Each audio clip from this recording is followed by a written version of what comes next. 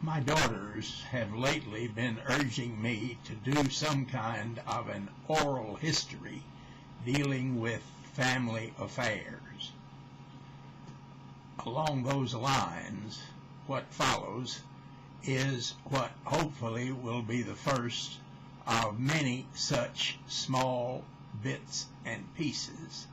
This one dealing with the various people in the family of my grandfather, Albert Vernon Goodin, Jr., over the last almost, actually a little more than a century now.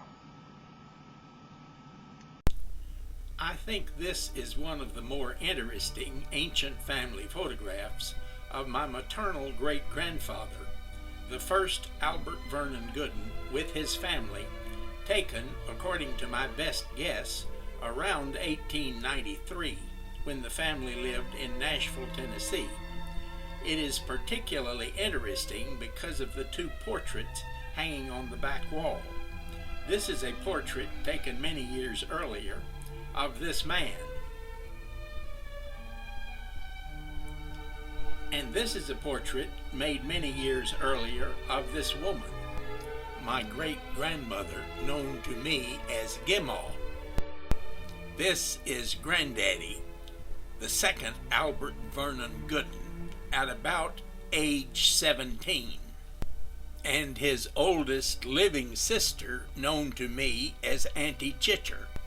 Next in line was Dottie, shown here at about age 10. And finally, wee Auntie, shown here at about age 4. I think the family continued to live in Nashville until after the first A.V. Goodin died.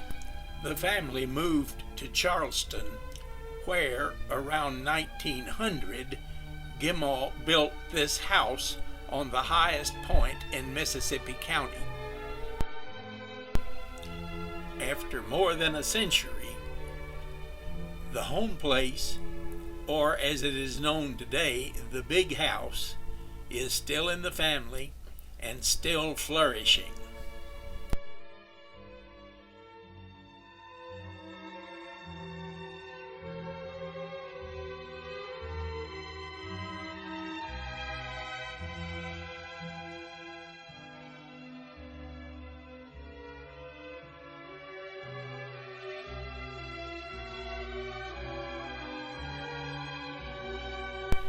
Now, if I'm not sadly mistaken, this is a joint panoramic photograph of a Goodin-Smith family reunion at Reelfoot Lake on July the 4th, 1933, showing left to right Gimaw, Dottie, and Auntie Chitcher. Also, almost in the background is Granddaddy. Also, my mother, Myrtle Goodin Smith, who was pregnant with me at the time, and her mother, grandmother to me, Fanny Cox Goodin. Finally, my father, George Wynn Smith Sr., and his father, James Harry Smith Sr., my paternal grandfather. The following year, 1934, probably in the late spring, this first picture of me was taken, showing my father and me along with all 4 of my living grandparents standing in the front yard of the big house. Here are Granddaddy and Grandmother Goodin, assisted by Mammy and my other grandfather, also known to me as Dad, while my father showed me off, and I did my best to cooperate fully. Missing, of course, from this otherwise happy picture was my mother, Myrtle Goodin Smith, who had died a few months earlier in childbirth.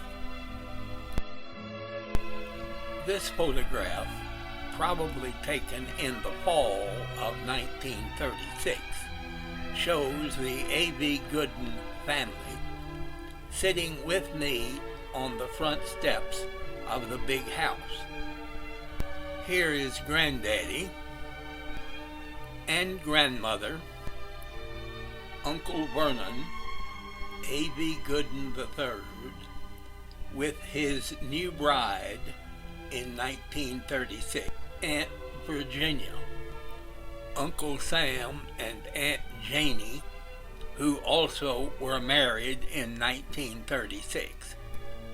Uncle Sam had been named for Grandmother's father, Captain Samuel Cox, who had served under General Sherman in the Civil War. Much younger than the others was Ann Goodin, always known to me as Sister. And this is the way I looked in 1936.